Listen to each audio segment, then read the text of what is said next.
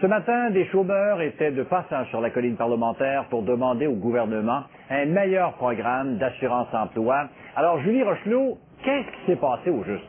C'est-à-dire qu'il y a une trentaine de marcheurs qui ont quitté Montréal le mercredi dernier. Ils terminaient leur périple sur la colline parlementaire ce matin à 11 heures. Leur revendication, en fait, ils les appellent les 3-5.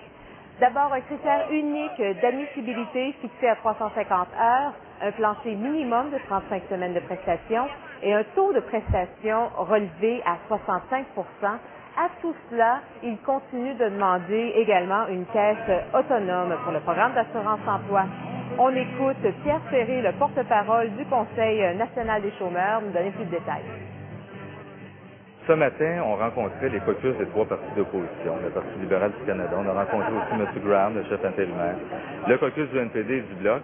Et le message qu'on leur transmettait, ce qu'on leur demande, très humblement, c'est la possibilité qu'il y ait une forme d'alliance parlementaire des trois partis d'opposition pour imposer leur majorité et donc des améliorations au régime. Le type d'annonce comme celle faite hier pour les travailleurs âgés, par exemple, est-ce que vous voyez ça d'un bon œil tout de même ou c'est pas suffisant? Même le gouvernement du Québec, ce matin, s'est prononcé publiquement et il refuse ce programme-là.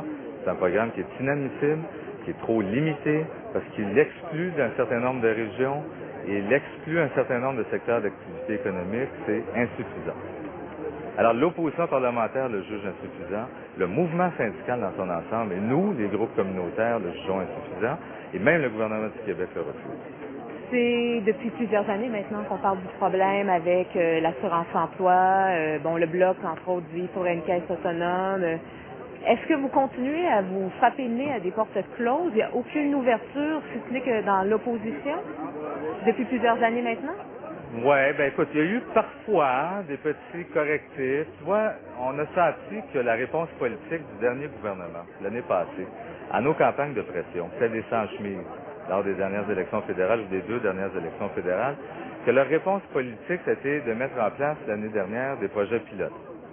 Donc, de désigner un certain nombre de régions où le taux de chômage est très élevé et de majorer, d'augmenter la période de prestation de 5 semaines, de calculer autrement le taux de prestation.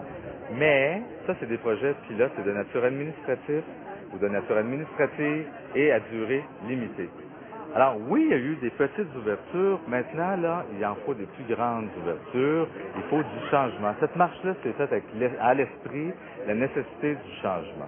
Il faut que les travailleurs soient protégés par un régime d'assurance chômage quand ils sont sans emploi. Si le gouvernement Harper a refusé de rencontrer les manifestants, les représentants des partis de l'opposition, eux, étaient présents. On écoute ce qu'ils avaient à dire ce matin. Nous appuierons n'importe quel projet de loi qui va améliorer la situation. Ça ne fait rien quel parti le propose.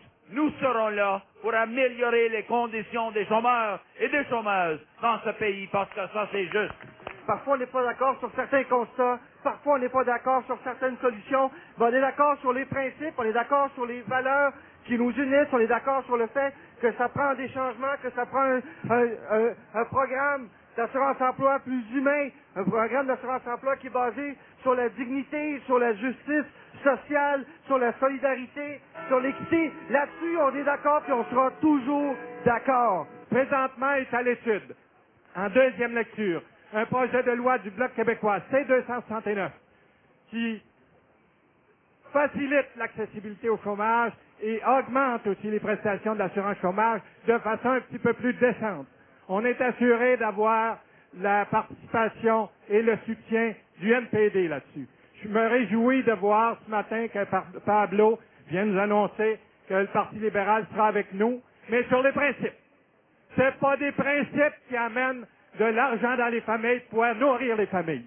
C'est des moyens. C'est des mesures législatives.